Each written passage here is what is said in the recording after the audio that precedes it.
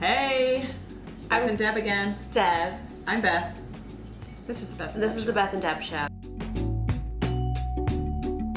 And we're back again to talk about self-esteem. We've been doing a series. We've talked about what it is and how, given you one exercise that you can do to get started. Yeah, great exercise. But that's not going to be it, right? Like, this is a process, a journey. That you will probably always be working on. It'll get easier as you go, but because of this world, this toxic kind of environment that we live in that makes us want to feel bad about ourselves, it's going to be something that, you'll always need tools for. So we're going to talk to you today a little bit about some more things that you can do in your everyday lives and things that you should maybe do less of. Yeah. And things that you should do more of. A little more of this, a little less of that. To boost the way that you feel about yourself. So we've talked about this one particularly before in terms of body image and social media. It's the comparison trap, right? Yeah. So this could be in the form of the people that you follow. If you follow, some people I know follow beauty channels on YouTube and Instagram, and they're these people that are doing these very intricate makeup styles and by the end of it they look like a completely different, unrecognizable supermodel person. Yeah. But then you see them on the street and it's like you look like a clown because I can see layers of makeup. If you have the right light on, it looks great, but in the harsh light of day, not so good. Or other people will say, oh well, I'm into exercise and fitness, and then they'll follow these Fitspiration accounts, and it's just these people with unreal bodies and exercise routines, and it's there's no way I'm ever doing that. And you end up just feeling bad about yourself, right? Yep. Because you don't think, oh well, how can I get there, because it's pretty unrealistic. Yeah. You start thinking instead, I'll never get there. I'll never be good enough. I'm only good enough if I look like those people or do the things that those people do. So I think we take one of two perspectives on this one. You either kind of prune those people out, and you just choose not to follow them. But it doesn't have to mean that, right? It can mean that I can keep them as part of what I want to follow and who I want to kind of engage with.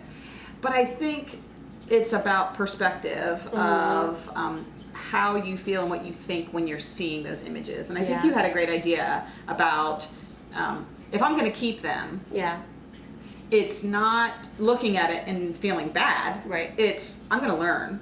Right. To improve, or I'm gonna keep these because I want to keep learning. Yeah. Now, me personally, I probably will never be interested in learning makeup techniques or being super fit beyond, just a basic level of fitness.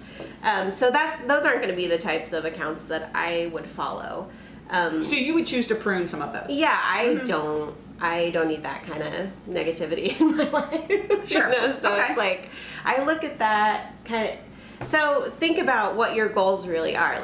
Is your goal to be Mr. or Mrs. Universe? Yeah. Is your goal to be a makeup artist? Is that something that you really want to work toward? If so, then yes, follow those people who have reached that goal and use them as a model for what you need to do to get there, without all of that harsh self-criticism, without those negative messages to yourself of, I'll never get there. They're so perfect. Why can't I be like this, right? Use it as wow, that's really cool. I wonder how they did that. Yeah. And how can I learn to do that myself, Yeah. right? So you can use that in whatever area, right? So who's some person that you really admire that you could, it would be easy for you to kind of negatively self-compare to? Yeah. You always talk about Brene Brown. I love Brene Brown. I love, I do love Brene Brown.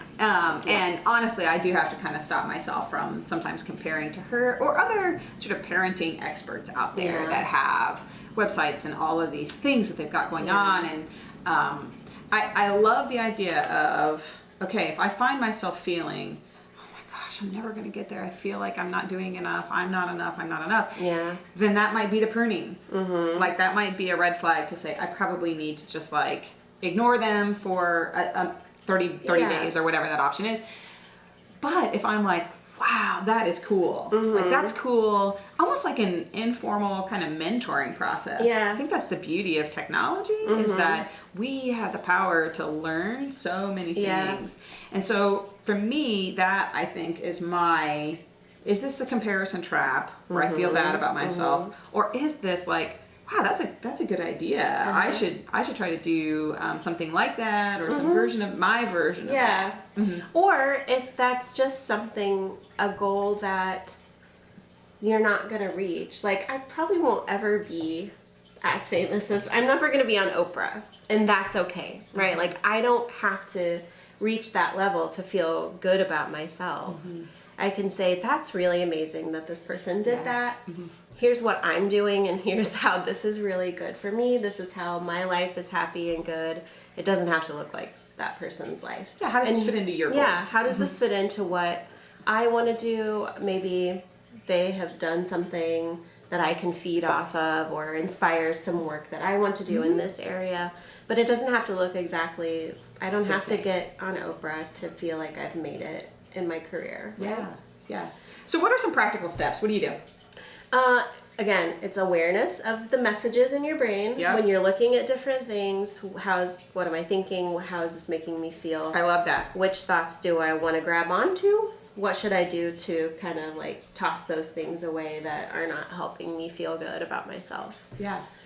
Great. That's what I would say. Yeah, love that. Then also, research always shows us that when we reach out to friends, social support, people who are positive in our lives, it makes so many things better, right? Yeah. Like social support is shown to be a key factor in almost everything. So, over and over again. the more you can get in with people who really are positive influences on you, and also we talked before about using those key strengths that you've identified within yourself, right? Yes. In positive ways to affect the world around you.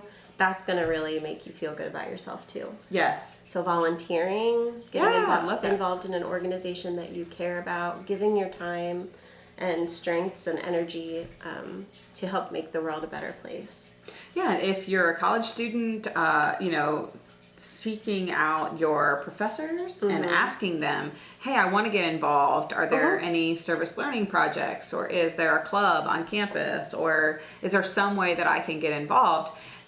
If you're new on campus, you don't have a ton of friends yet, we actually have some great videos on friendships as well. Make sure you check those out. But I think starting with your instructors or your advisor to connect you with those resources, I think would be really a great idea too.